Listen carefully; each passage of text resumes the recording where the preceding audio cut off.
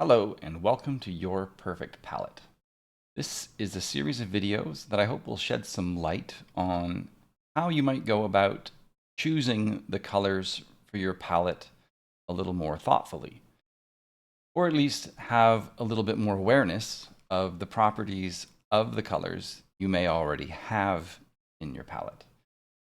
This series is not intended to tell you what to get, though I will be talking about the colors that I use in my palette, but more importantly, not you should use what I have, more this is what I have and this is why I chose to have them in there.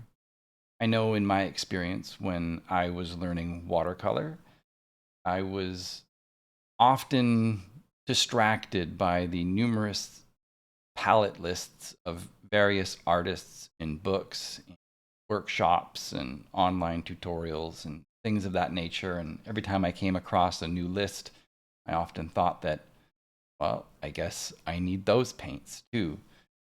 And that really isn't the case. So I hope this helps. Um, and without further ado, today we're going to focus on reds.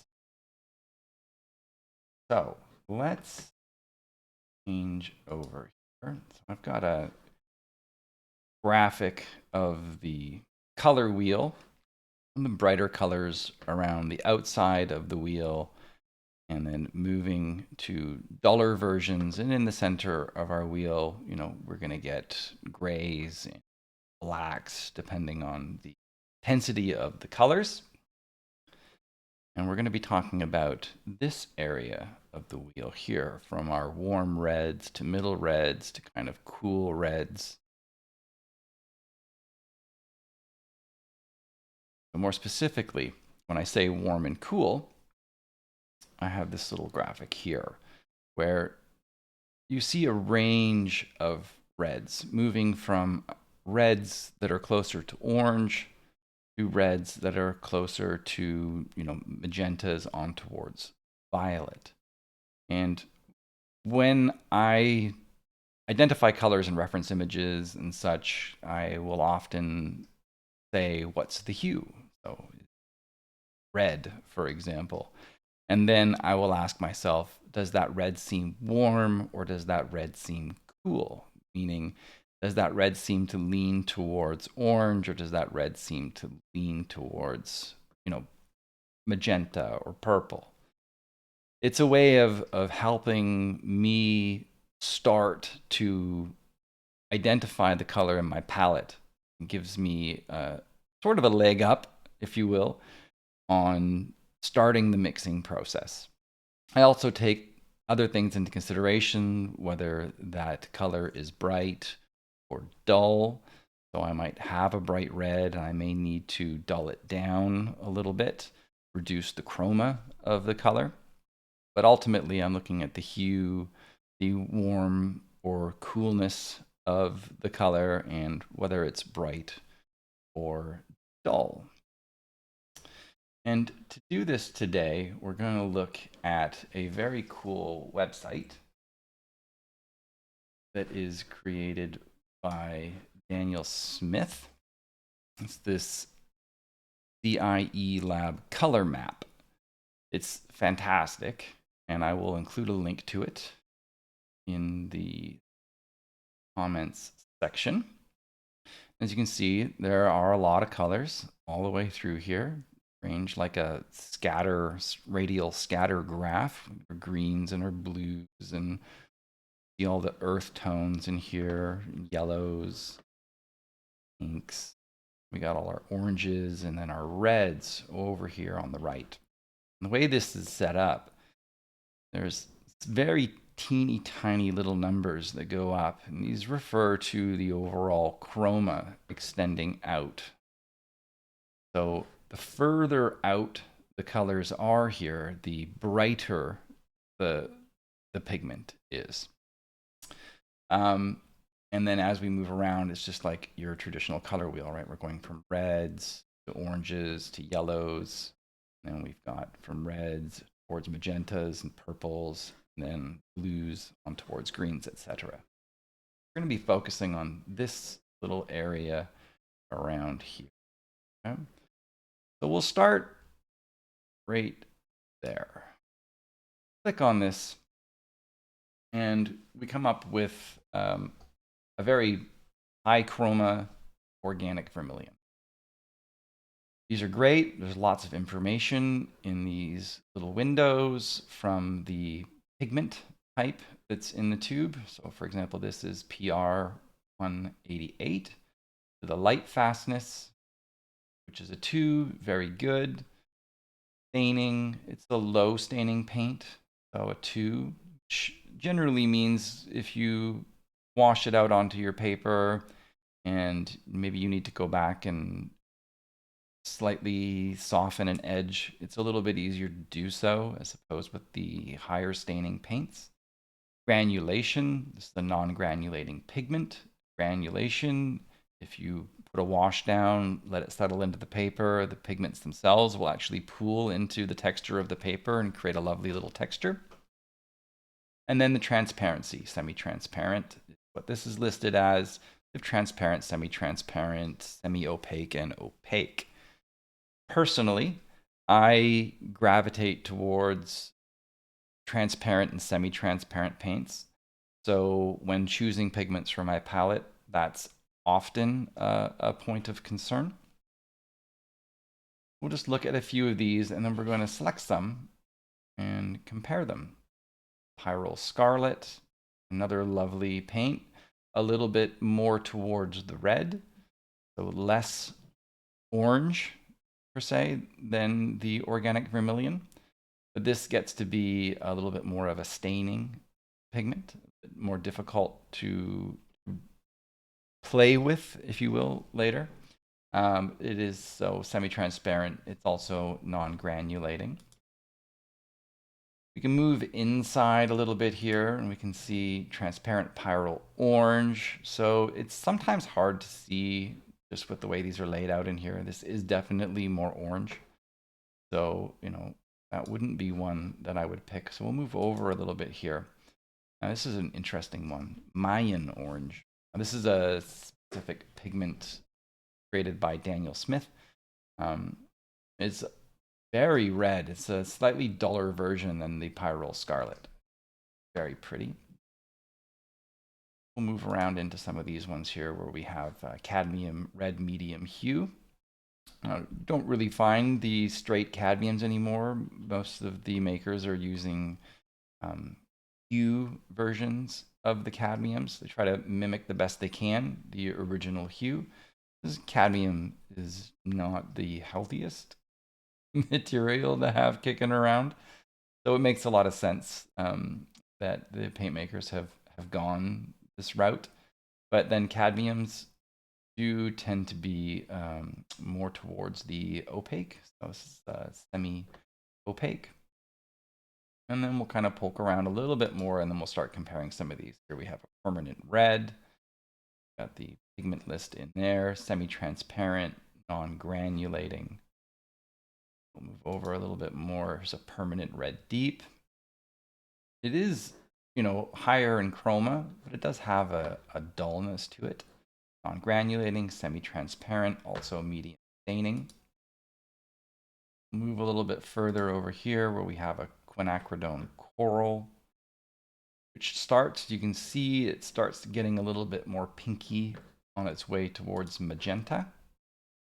And we'll probably stop right around here, I think, with the quinacridone red, because it really starts to get very towards the pink on towards magenta. Now we'll go inside a little bit and look at some of these. Going inside from the quinacridone red, we find the alizarin crimson, or alizarin crimson. I don't know why I always call it alizarin. I'm not even going to try and edit that out. That's on me. Now, it's a very traditional pigment to use. I know a lot of people have concerns about this one because it's listed as a fugitive pigment. There are a lot of painters that still continue to use it. Generally, it's used in mixing with a lot of other pigments. So I imagine I don't personally use it, so I can't really speak to how it holds up over time in any of my paintings. I tend to go towards the alternate, which is the permanent, the mixture of pigments to get a similar hue, but it is different. It's a little more red, less pink than traditional alizarin, but it is a medium staining, non-granulating, and quite transparent. So there's a number of ones there, and as we get inside, we get to like Pyrrole Crimson, but my personal preference is I like my pigments to be on the brighter side in general, because I can always take a bright pigment and dull it down. It's impossible to take a dull pigment and brighten it up on its own. Well, not that you would take a bright pigment and dull it down on its own. You would use something else. But, the only way I could take a dull red and brighten it up is to use a bright red. So my mindset, in the interest of having, less than 100 paints in my palette, right, it's a bit of an exaggeration, but I would just keep the bright red. And then if I need to dull it down, then I can bring it in with any number of other pigments. So let's grab some of these and we'll move through. And what I'm going to do is if you select it and I go compare, I will add that to a list. Close the quinacridone. I'm going to scroll this up a little bit, get a little better. And I'm going to go to the permanent alizarin. Add that. On here, Perylene red. We'll add that one. Move up to here, permanent red.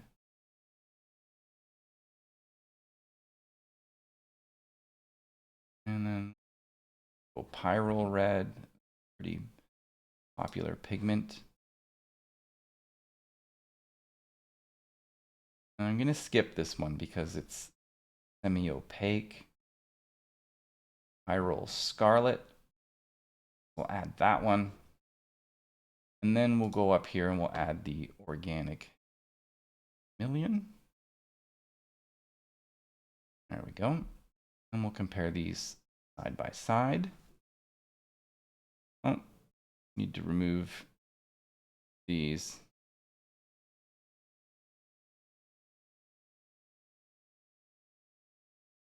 And we should have our reds moving across from a very orange red over towards a nice pink red.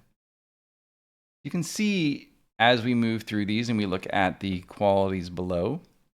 So myself, I like transparent to semi-transparent. So as you can see by the ones that I chose, they're all transparent or semi-transparent. So that's to my tastes. We go through and we look at some of the qualities here. Let me move this over a little bit here. And the light fastness for all of these is 2 or 1, which is great. That's going to hold up quite well. Staining, we've got a low staining for the Organic Vermilion, a medium staining for a Pyrrole Scarlet, medium staining for Pyrrole Red. Permanent red is very high staining. Perylene red, medium staining. Permanent alizarin crimson, medium staining. And quinacridone red, medium staining. Now, when it comes to the reds, as far as this idea of it being staining, that is one pigment where I will make a little bit of an exception. For me, a lot of reds that I'll be using will come later on in the painting, not in the early stages where I'm doing a lot of lighter washes, things that I might want to rework or, nice, smooth, flat washes and things like that. So, I'm not too worried about the staining qualities of the reds. All of these are non-granulating, so we don't have to talk about that. We will have to deal with that with some other colors. So let's take a look at these. These are, in here are the colors that I use. And interestingly enough, as a result of doing some of the research for this video, I might be trying out. So one that I have used quite a bit, if you recall back to the image that I showed earlier with the warm and cool, I work primarily with a split primary palette. So the core of my palette is 2 yellows, 2 reds, 2 blues. And then, as I like to joke, everything else, just things that I'm too lazy to mix. When I use 2 reds, since we're talking about reds, I like them to be different from each other. Different in hue, to be specific. So I wouldn't have 2 reds in my palette that would be organic vermilion and then pyrrole scarlet beside it. They're just too close to each other. I like some distance between my colors, because with 2 distant similar hues, I can actually use those hues to mix the ones that I would want in the middle. So I have used organic vermilion before, and it's quite nice. It's a very beautiful pigment. It's just a little bit too orange for me.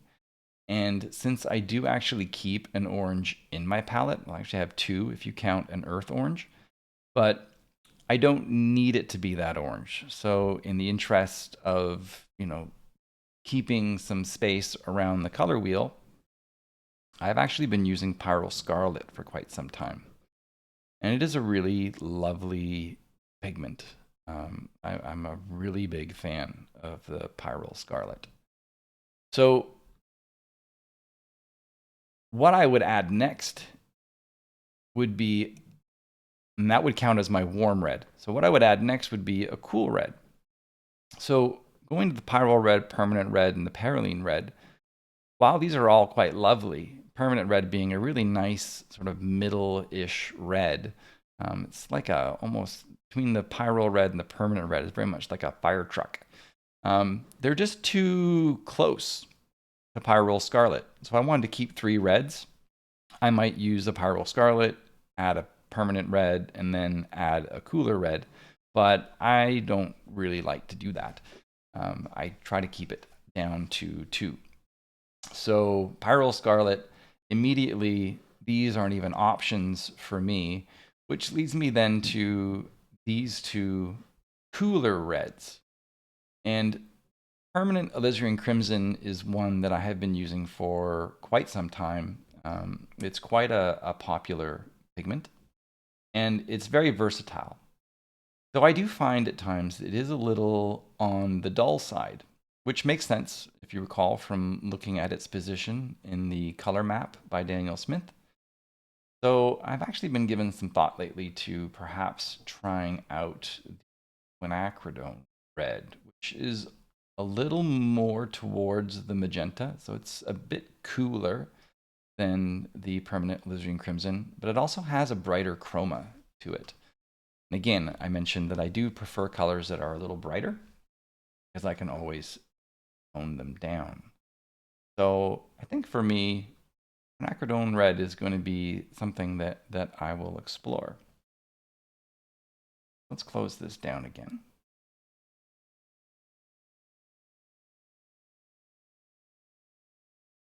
And then you can see as we come inside, there are a bunch of other reds in here, a bunch of ones that I didn't click on. Once we get further inside, we start to deal with earth colors, which is going to be the subject of another video in this series. But for now, I hope that helps out as far as, reds are concerned. I'm going to go back to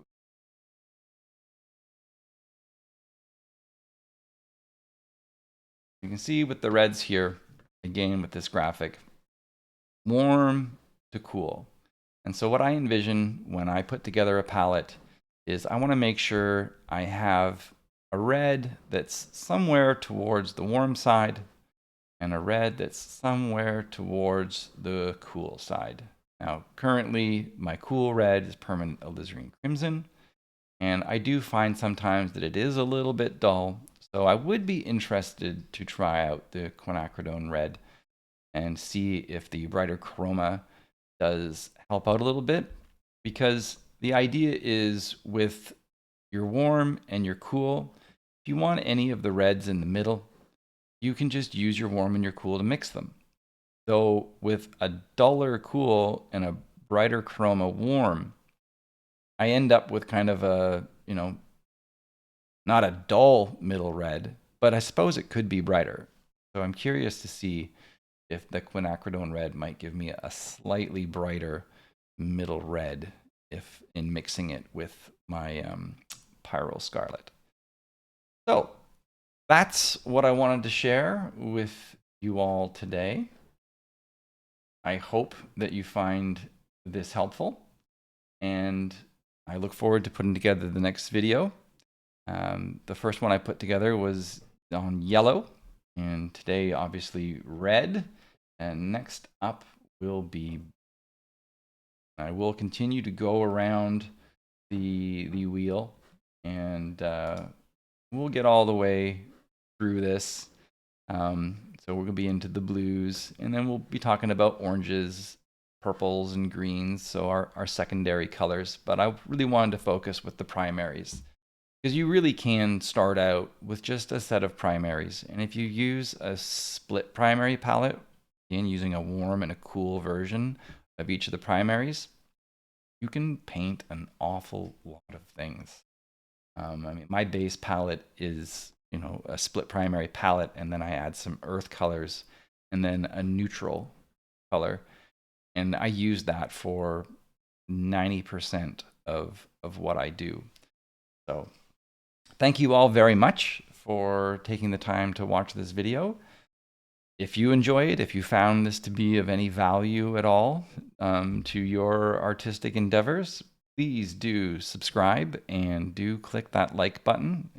Always appreciated. It's a way of me seeing that you've spent some time, learned something.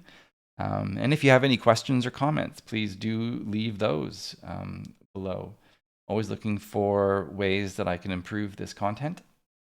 So once again, my name is Ian. This has been another episode of Your Perfect Palette, and we were talking about reds today. Until the next time, happy painting.